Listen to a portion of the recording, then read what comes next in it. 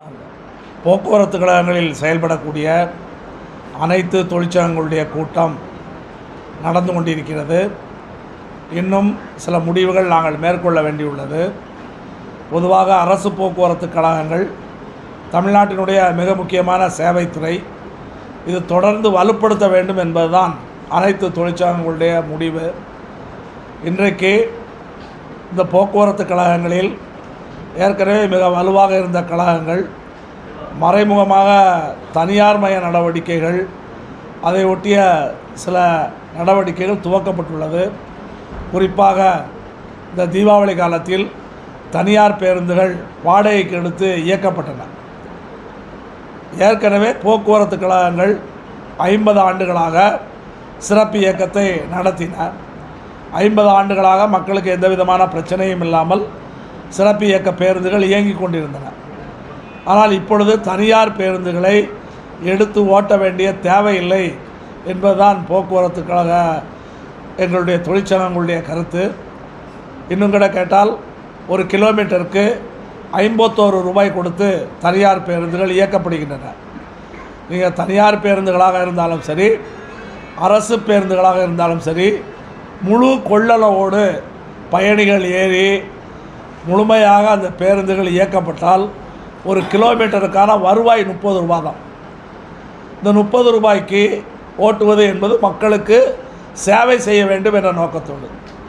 எனவே தான் தனியார் ஓட்டும் பொழுது எங்களுக்கு 30 ரூபாய் கட்டுப்படி ஆகாது, 51 ரூபாய் என்று இன்றைக்கு அரசு அவர்களுக்கு ஒரு கிலோமீட்டருக்கு 51 ரூபாய் கொடுத்து வாடகைக்கு எடுக்கின்றது.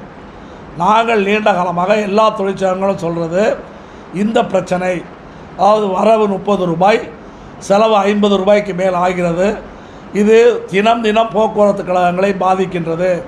தினமும் 80 லட்சம் கிலோமீட்டர் நாங்கள் ஓட்டுறோம். 80 லட்சம் கிலோமீட்டர் ஓட்டும் பொழுது இப்போ அவர்கள் சொல்லக்கூடிய கணக்கு அடிப்படையிலேயே 20 ரூபாய் பற்றாக்குறை என்று எடுத்துக்கொண்டாலும் கூட தினமும் 16 கோடி ரூபாய் போக்குவரத்து கழகங்களுக்கு இழப்பு ஏற்படுது.